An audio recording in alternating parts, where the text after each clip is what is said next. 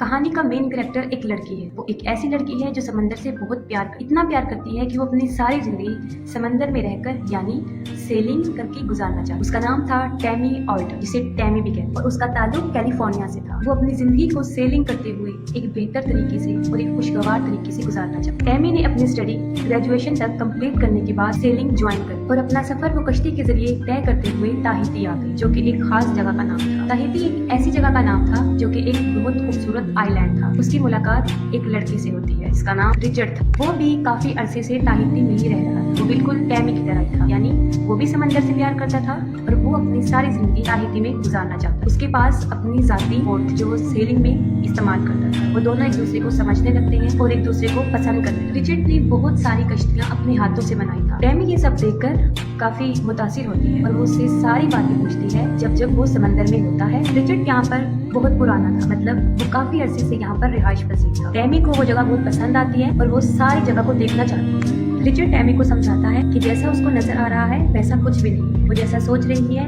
वैसा कुछ नहीं होता, मतलब जितना अच्छा उसको नजर आ रहा होता है हकीकत वो नहीं होती। वो उसको बताता है कि यहाँ पर कुछ इतना खास नहीं होता। रात को बहुत सर्दी हो जाती है और दिन में सूरज की तपिश स्किन को काफी नुकसान पहुँचाती है। और समंदर एक ऐसी जगह है जहाँ पर इंसान को नींद नहीं आती। वो कॉन्टिन्यूसली जागता रहता है और उसको इसके साथ भूख भी बहुत ज्यादा लगती है।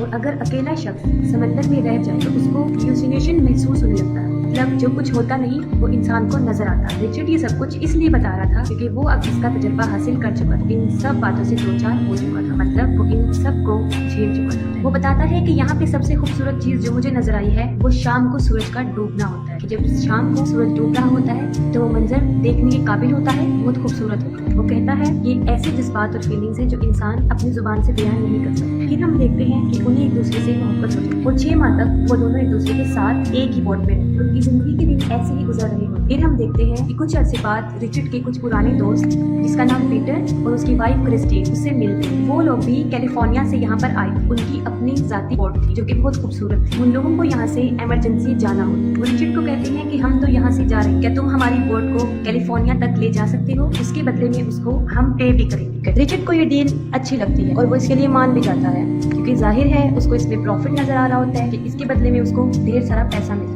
है। रिचर्ड और टैमी दोनों पीटर की बोट को देखते हैं। उन्हें काफी पसंद आती है और वो इस डील को एक्सेप्ट करके उनकी बोट काफी खूबसूरत। वो अपना सारा जरूरी सामान खरीद कर अपने जाने की तैयारी करते और देखते हैं हमें अपनी मंजिल हमें किस आइलैंड पर रुकना है। ये सब सोचने और अपना फैसला करने के बाद वो अपना सफर शुरू करते हैं और उनका ये सफर तकरीबन 4000 मील का होता है। 4000 मील एक बहुत बड़ा फासला, इसलिए उनको इसमें काफी दिन लगते थे। रिचर्ड अपनी जिंदगी का सबसे बड़ा फैसला करता है। वो टैमी से शादी करने का फैसला और उसको शादी के लिए प्रपोज करता है। टैमी भी उससे मोहब्बत करती है, इसलिए वो उसका फैसला कबूल करती है। वो दोनों बहुत खुश होते हैं लेकिन फिर उनकी किस्मत पलट जाती है। वो समंदर में तूफान को महसूस करते हैं और फिर देखते हैं कि एक परिंदा तेजी से हवा के साथ उड़ता हुआ आया है और उनकी बोट पर गिर गया। उन्हें कुछ समझ नहीं आया कि ये परिंदा कहाँ से आया, क्योंकि आसपास उन्हें कोई किनारा भी नजर नहीं आया। जाहिर है वो हवा के साथ उड़कर इतनी दूर आ गया होगा। इसके बाद उन्हें रेडियो पर फौरन अलर्ट किया जाता है कि एक बहुत बड़ा समुद्री तूफान आने वाला है। ये सुनने के बाद रिचर्ड ये डिसाइड करता है कि जिस तरफ से तूफान आ रहा है हम उसकी ऑपोजिट साइड से अपना रास्ता तय करते हैं। लेकिन टैमी उसको बताती है कि जिस तरह वो समंदर से वो परिंदा उड़कर आया है इसी तरह हम भी इस समुद्री तूफान में निकल सकते हैं अगर हम इसके लिए कोशिश करें। रिचर्ड इस फैसले से खुश नहीं होता, लेकिन जाहिर है उन्हें कोई फैसला तो लेना पड़ना था क्योंकि पहले ही उनका बहुत वक्त जाया हो चुका था। उन्होंने जल्दबाजी में जो फैसला लिया वो गलत था और इस गलती का पछतावा उन्हें तब हुआ जब उन्होंने देखा कि एक बहुत बड़ा तूफान उनकी कश्ती के सामने आ रहा है और अपने साथ बहुत बड़ी बड़ी लहरों को ला रहा है। इस पर काबू पाना काफी मुश्किल है और इन हालात को देखते हुए वो काफी परेशान हो जाते हैं और अपनी कश्ती को संभालने की कोशिश करते, लेकिन उनसे उनकी कश्ती संभल नहीं पाती। इन हालात को देखते हुए रिचर्ड टैमी को कहता है कि वो फौरन नीचे चली जाए। बहुत बड़ी बड़ी लहरें आती और जैसे ही टैमी अंदर जाती है एक बहुत बड़ी लहर आती है जो रिचर्ड को अपने साथ ले जाती है और टैमी भी वहाँ पर गिर जाती है और बेहोश हो जाती है और उनकी कश्ती बुरी तरह तबाह बर्बाद हो जाती है। सुबह जब उसको होश आती है तो वो अपने आसपास पानी और टूटी हुई कश्ती देखती है। इस वाकये में वो खुद भी काफी जख्मी हो चुकी, जगह जहाँ चोटें लग गई थी उसको काफी तकलीफ भी हुई, लेकिन फिर भी वो हिम्मत करके किसी तरह कश्ती से बाहर आती और अपने आसपास रिचर्ड को ढूंढती है, लेकिन उसको रिचर्ड कहीं दिखाई नहीं देता। वो रिचर्ड को आवाजें देना शुरू हो जाती। वो सोचती है कि शायद रिचर्ड बोट से गिर गया और उसको पुकारती पुकारती वो चिल्लाना शुरू करती, लेकिन रिचर्ड नहीं आता। रेडियो से अपनी आवाज भेजने की कोशिश करती, लेकिन इस झटके की वजह से सब कुछ तबाह बर्बाद हो गया होता है। इलेक्ट्रॉनिक चीजों में पानी चला गया होता है। उनकी कश्ती अब बिल्कुल बेकार हो चुकी है। वो अब किसी काम की नहीं रही और वो अब यहाँ समंदर में ही पड़ी रही, क्योंकि बोट को आगे बढ़ने में जो पर्दा मदद करता है वो पूरी तरह बर्बाद हो चुका होता है। उस पर्दे के बगैर भी कश्ती आगे मूव नहीं कर सकती। वो बहुत सैड होती है क्योंकि रिचर्ड को वो खो चुकी है। वो अपने से कुछ फासले पर एक छोटी बोट देखती है, वो बोट जो उनकी बोट पर पड़ी होती है, और साथ में उसको ये भी महसूस होता है कि उस बोट के साथ शायद रिचर्ड भी है। वो छोटी बोट उनकी कश्ती से काफी दूर होती। अगर वो अपनी बोट छोड़ के जाती तो वो उनसे दूर निकल जाती, इसलिए उसको अकेले छोड़ना अक्लमंदी नहीं। वो सोचती है कि अब उसे क्या करना चाहिए। वो इर्द गिर्द देखती है, उसको एक बहुत बड़ा पर्दा नजर आता है जो बिल्कुल उसी पर्दे की तरह होता है जो कश्ती को आगे बढ़ने में मदद है। वो उसको लगाने की काफी कोशिश करती, क्योंकि वो काफी मुश्किल काम था और उसमें एक इंसान से वो लग नहीं सकता, उसके लिए ज्यादा लोगों की जरूरत पड़ती। लेकिन टैमी फिर भी हिम्मत नहीं हारी और मुसलसल उसको लगाने की कोशिश करती और आखिर वो कामयाब हो जाती है। उस पर्दे को हवा में लहरा दी। उसके बाद वो कश्ती को उस छोटी कश्ती की तरफ लेकर जाना शुरू कर दी। जैसे ही उसकी बोट उस छोटी कश्ती की तरफ जाती है, वो फौरन रस्सी उठाती है, खुद को उस रस्सी से बांधती है और समंदर में कूद जाती है और फिर वो छोटी बोट की तरफ पहुंच जाती है। वो देखती है कि वहाँ पर रिचर्ड है जो बहुत जख्मी हालत और बहुत मुश्किल से उसकी जान बच गई, क्योंकि जितना वो जख्मी हो चुका था उसका बचना नामुमकिन था। टैमी उस रस्सी के सहारे दोबारा कश्ती में आती है और रिचर्ड को भी साथ ले आती है। वो उसको बोट में लिटाती है और वो देखती है कि उसकी टांग पे काफी गहरा जख्म है, लेकिन इससे भी ज्यादा खतरनाक बात ये थी कि उसकी सारी पसलियां टूट चुकी, लेकिन फिर भी उसकी जान बच जाती और टैमी को हौसला मिल जाता है कि अब वो अकेली नहीं, अब उसके साथ रिचर्ड भी वहाँ मौजूद। वो काफी पुरउम्मीद होती है। वो जख्मी पाँव पे पट्टी करती है और उसके बाद वो सोचती है कि यहाँ से कैसे निकला जाए।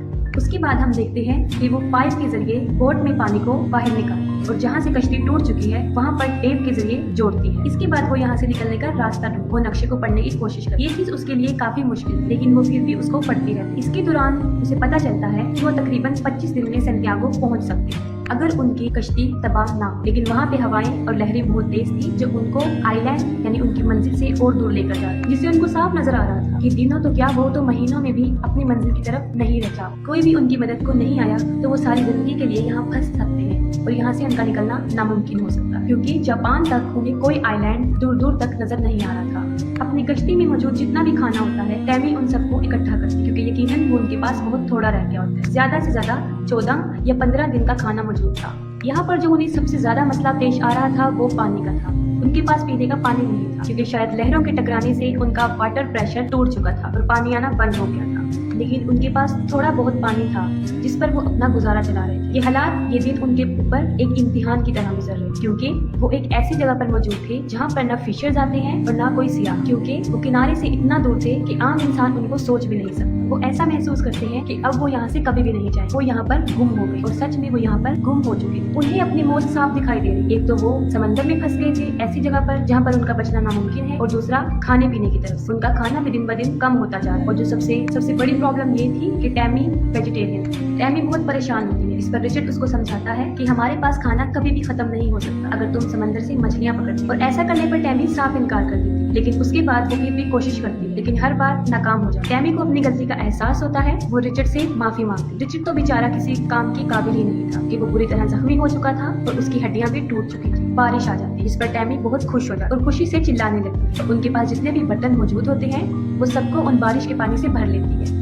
लेकिन उनकी जिंदा बचने के लिए ये चीज काफी नहीं थी, उनको खाने के लिए भी चीजें चाहिए थी। दिन ब दिन उनकी हालत खराब से खराब तर होती जा रही। वो दोनों लेटे होते हैं। टैमी को दूर एक बोट नजर आता है, एक बहुत बड़ा बोट। वो फौरन फायर करती है। वो फायर से उनको बुलाने की कोशिश करती है, लेकिन वो लोग बगैर उनको लिए वहाँ से चले जाते। वो सोचते हैं कि यहाँ पर कश्ती हो भी नहीं सकती। उन्हें वहाँ रहते रहते तकरीबन 20 दिन गुजर चुके और उनकी हालत बदतर से बदतर होती जा रही। और टैमी उसी चीज का शिकार हो रही जो आपको मूवी शुरू होने के स्टार्ट में बताया था, यानी हेलुसिनेशन, धोखा, फरेबनेस। टैमी अपने अंदर अजीबोगरीब तब्दीलियां महसूस कर रही। वो महसूस कर रही थी कि वो पागल होती जा रही और उसको अब यकीन हो गया था कि अब वो यहाँ से बचकर नहीं निकली और यहीं पर उनकी मौत हो जाएगी। उनके पास वाइन्स की कुछ बॉटल्स थी जिस पर वो अपना गुजारा चला रहे थे और अपने पेट को भर रहे थे। टैमी काफी मेहनत करती और रिचर्ड को बचाने के लिए वो काफी स्ट्रगल करती। उस कश्ती में रहते रहते उनको तकरीबन 40 दिन बीत जाते। टैमी बहुत इल्यूसिनेट करने लगी क्योंकि आपको हमने बताया था कि उसको रिचर्ड ने भी ये बात बताई थी कि कोई शख्स अगर समंदर में ज्यादा अरसे के लिए रहता है तो उसके साथ ऐसा होने लगता है, उसको हर चीज धोखा फरेब नजर आने लगता है। और इन सब हालात से टैमी भी गुजर रही। वो ये बात क्योंकि रिचर्ड तो कब से मर गया था जब उनकी कश्ती डूबी थी, ये सब उसको इल्यूसिनेशंस की वजह से हो रहा था क्योंकि वो काफी शॉक थी और काफी स्ट्रेस की वजह से उसके साथ ये सब हो रहा था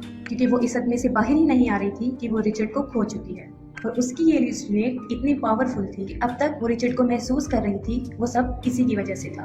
वो कैसे? क्योंकि जिस रिचर्ड को वो महसूस कर रही थी असल में वो था ही नहीं। वो खुद से अकेले में बातें करती रही और उसको लगता था कि उसके आसपास रिचर्ड मौजूद, क्योंकि वो रिचर्ड से प्यार करती थी। और इस बात को एक्सेप्ट करना काफी मुश्किल था कि उसने रिचर्ड को हमेशा के लिए खो दिया। और 40 दिन गुजर जाने के बाद आखिरकार उसको यकीन आ ही जाता है कि अब रिचर्ड नहीं रहा और अब वो अपने इमेजिनेशंस की दुनिया से बाहर आ जाए। काफी मरतबा हम फिल्म में ये देखते हैं कि वो रिचर्ड को महसूस कर रही होती, वो देख रही होती, लेकिन हकीकत में ऐसा नहीं हो। लेकिन उसकी किस्मत अच्छी थी, उसकी जिंदगी को एक और मौका मिला था और वो देखती है कि एक बोट उससे थोड़ी दूर की फासले पर है, उसकी तरफ आ रहा है। इस बार भी वो गन से फायर कर और फिर उन लोगों को पता चल जाता है कि वो वहाँ पर कोई मौजूद है। और इतने दिनों के बाद इतने नामुमकिन हालात में जो मैं शुरू में आपको बता चुकी, वो बच जाती है। वो तकरीबन वहाँ पर 41 दिन तक रुकती है। एक काफी लंबा अरसा समंदर में रहना काफी बुरा एक्सपीरियंस हो सकता है और उसकी जान बच जाती है। और ये बहुत सच्चा वाकया है, बिल्कुल हकीकत पर मबनी। इसके बाद भी टैमी सेलिंग नहीं छोड़ और अपनी सारी कहानी को सामने रखते हुए वो किताब लिखती है। वो बताती है कि रिचर्ड ने मेरी मुश्किल वक्त में बहुत साथ दिया और अब तक उसके कानों में उसकी आवाजें गूंजती है और आज अगर वो किसी की वजह से जिंदा है तो वो सिर्फ रिचर्ड है। मूवी काफी इम्प्रेसिव है। आई होप सो आपको अच्छी लगी।